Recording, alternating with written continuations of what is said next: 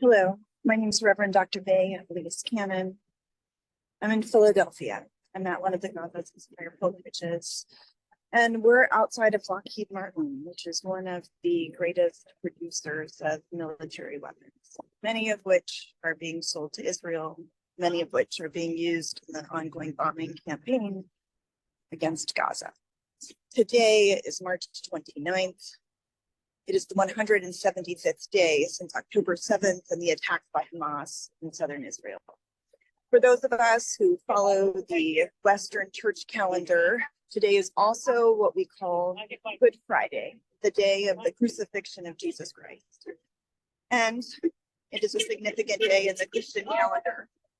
And so many Christians cannot actually worship. Many Christians in the occupied Palestinian territories. There's been tons of news about the lack of permits, the lack of ability to be able to travel to Jerusalem, to be able to worship. That's been all over the news.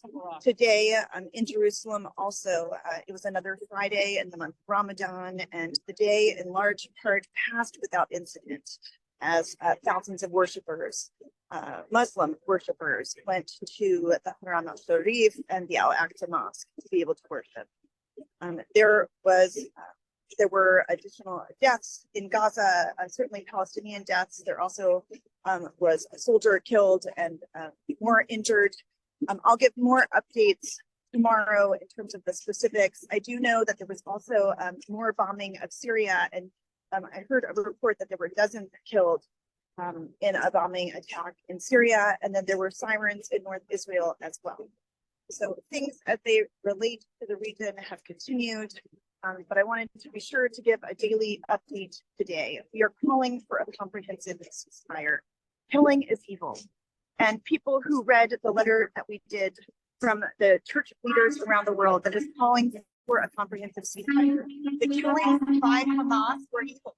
The killings by Hamas were evil, and the killings of innocent civilians in Gaza are evil. So we're calling for a comprehensive ceasefire and alternative solutions for the best of all people, for the best of Palestinians and for the best of Israelis.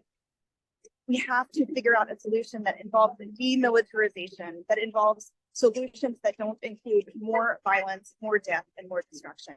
And so as we enter into this Easter weekend, and for those of us who worship Jesus, as we look to his death on the cross, we believe that love conquers death. The scriptures say that they say, abhor what is evil and cling to what is good. And so we believe that love conquers death. And so that's what we focus on this Good Friday and the crucifixion of